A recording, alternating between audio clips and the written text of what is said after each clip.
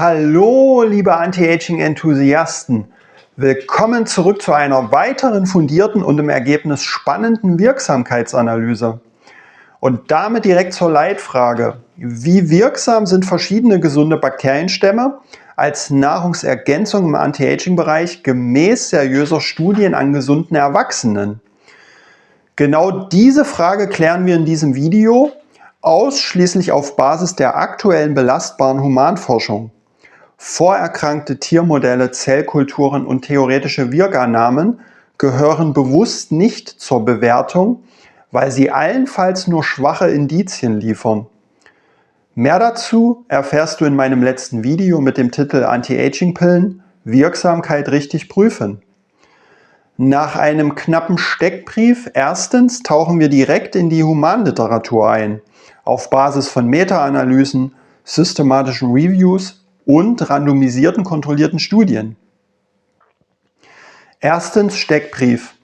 Probiotika sind lebende Mikroorganismen, meist bestimmte Lactobacillus- und Bifidobacterium-Arten, die als Nahrungsergänzungsmittel zumeist in Kapselform eingenommen werden.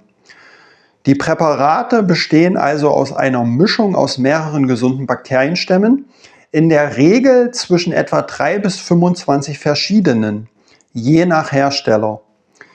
Diese Bakterien liegen in den Kapseln in gefriergetrockneter Form vor, sodass sie darin stabil bleiben. Erst im Verdauungstrakt, wenn sie auf Feuchtigkeit und die körperwarme Temperatur treffen, werden sie wieder aktiv. Dadurch können sie vorübergehend im Darm aktiv werden und so potenziell positive Effekte entfalten. Erfreulicherweise wurden die hier zitierten Humanstudien ebenfalls zu großen Teilen mit Probiotika-Mischungen durchgeführt. Das bedeutet, dass die Studienergebnisse praktisch auf handelsübliche Probiotika-Präparate übertragbar sind, die ebenfalls eine Vielzahl unterschiedlicher Bakterienstämme nutzen. Probiotika werden vor allem zur Unterstützung der Darmgesundheit des Immunsystems und manchmal auch für Stress- und Hautaspekte genutzt. Das heißt, sie haben ein breites, aber bekanntes Anwendungsspektrum, das sich gut in den Studien widerspiegelt. Und damit zur Schlüsselfrage dieses Videos. Existieren für gesunde Erwachsene belegte Vorteile in anti-aging-relevanten Bereichen und wie groß sind sie? Der Wissensstand im Januar 2026 stützt sich auf 4 passende Meta-Analysen und Reviews, die ich nun kurz einblende.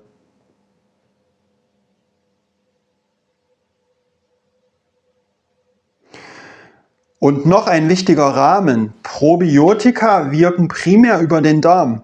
Die Benefits, die wir gleich sehen, sind deshalb meist indirekte Folgeeffekte. Los geht's, Forschungsstand zweitens. 2.1 Psychische Belastung. Beginnen wir mit dem Bereich, der für viele im Alltag ein echter Anti-Aging-Hebel ist. Stress, Anspannung, mentale Erschöpfung. Die wichtigste Quelle dazu ist brandneu: eine Meta-Analyse von Dr. Ben Fretch, Ärztin und Epidemiologin aus der Präventivmedizin am Universitätsklinikum Farhat Hachet in Sousse. Untersucht wurden gesunde berufstätige Erwachsene, also wirklich die Zielgruppe Alltag, Job, Druck.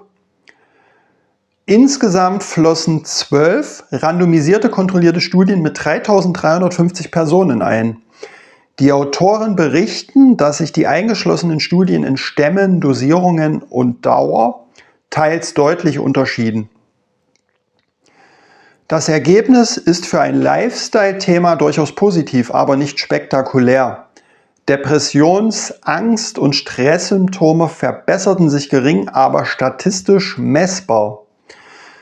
Außerdem sank das Stresshormon Cortisol ebenfalls leicht. Der Entzündungswert C-reaktives Protein veränderte sich dagegen nicht signifikant.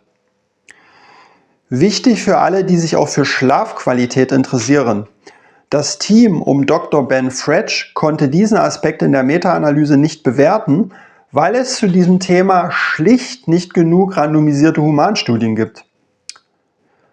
Einordnung für gesunde Anti-Aging-Interessierte. Wenn Probiotika die Stresslast im Alltag etwas abpuffern und Cortisol leicht senken, so ist das Anti-Aging relevant, weil chronischer Stress viele Alterungsprozesse indirekt beschleunigt. 2.2 Oxidativer Stress. Der zweite Bereich ist ein klassischer Anti-Aging-Mechanismus. Oxidativer Stress, also biochemische Abnutzung durch reaktive Sauerstoffprozesse. Hier ist die passende Quelle eine systematische Übersichtsarbeit und Meta-Analyse von Saint-Amand, einem Forscher der Gesundheits- und Bewegungswissenschaften an der Concordia University in Montreal. Ziel dieser Arbeit war ausdrücklich, randomisierte Studien an metabolisch gesunden Erwachsenen zusammenzuführen. Am Ende erfüllten 9 RCTs die Einschlusskriterien. Typische Protokolle waren dabei quer über die eingeschlossenen Studien hinweg. Studiendauer meist etwa 4 bis 14 Wochen und die täglichen Dosierungen lagen in der Regel im Milliardenbereich. Bei den eingesetzten Kulturen reichte es von Einzelstämmen bis zu Mischungen aus mehreren Kulturen, typischerweise Lactobacillus und Bifidobacterium-Arten, teils ergänzt um weitere. Die Meta-Analyse offenbart ein solides Muster. Probiotika verbesserten die antioxidative Gesamtkapazität sowie den körpereigenen Zellschutzstoff Glutathion moderat. Bei der Superoxidismutase, einem körpereigenen Schutzenzym, ließ sich dagegen kein stabiler Gesamtnutzen über alle Studien hinweg feststellen. Zudem sank der Oxidationsmarker Malondialdehyd mäßig, allerdings nicht in jeder Analyse konsistent. Die Autoren betonen jedoch ausdrücklich, es gab moderate bis teils hohe Streuung zwischen den Studien, logisch, weil Stämme, Mischungen, Dosierungen, Laufzeiten und Messmethoden nicht identisch waren. Einordnung für gesunde Anti-Aging-Interessierte. Daraus lässt sich eine nützliche Optimierung unseres Körpersystems ableiten, die vor allem dann einen Mehrwert besitzt, wenn im Alltag eine gewisse oxidative Belastung vorhanden ist, etwa durch Stress, Schlafmangel, hohe Trainingslast oder ungünstige Ernährung. 2.3 Immunsystem. Jetzt wird's interessant. Viele Probiotika werden als Immunbooster verkauft, doch macht sich dieses Versprechen beispielsweise auch bei Krankheiten wie Erkältungen bemerkbar?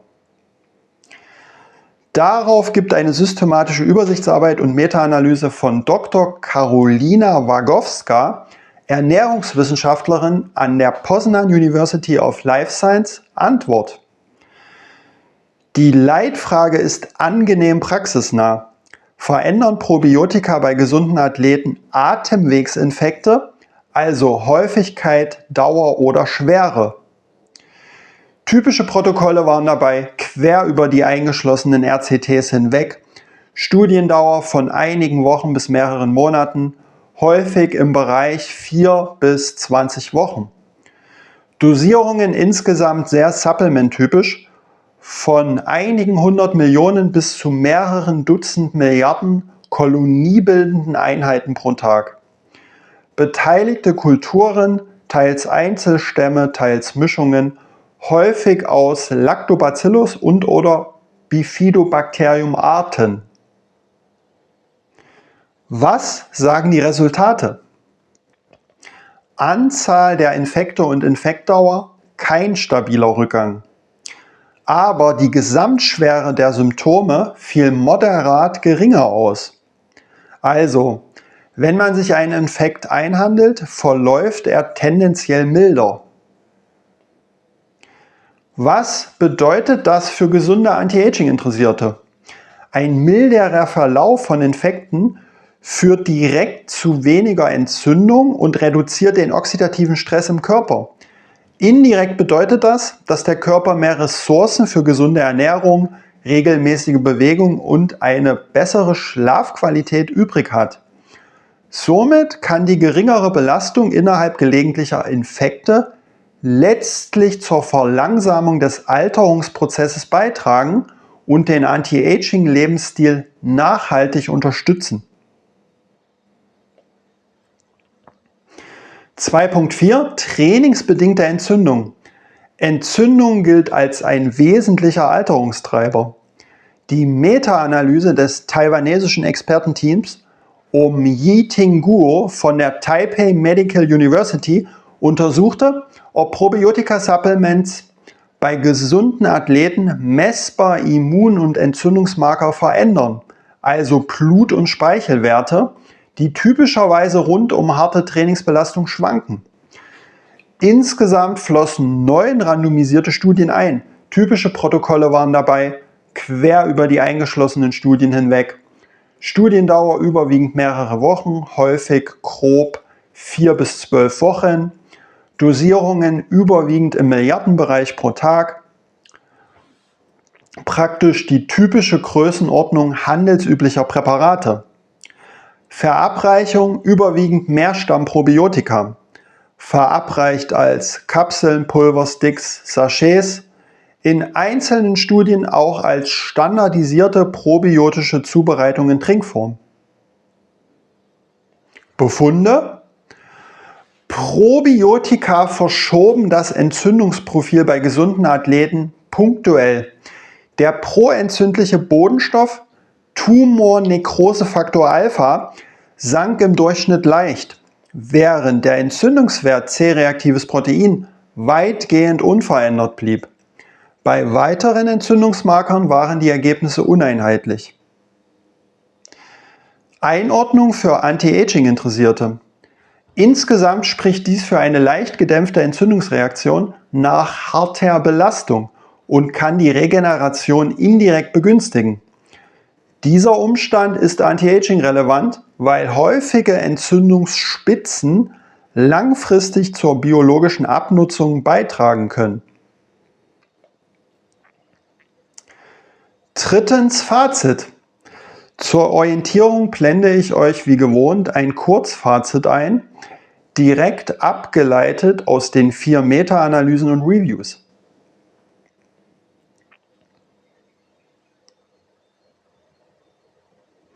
Was lässt sich daraus im Anti-Aging-Kontext schließen?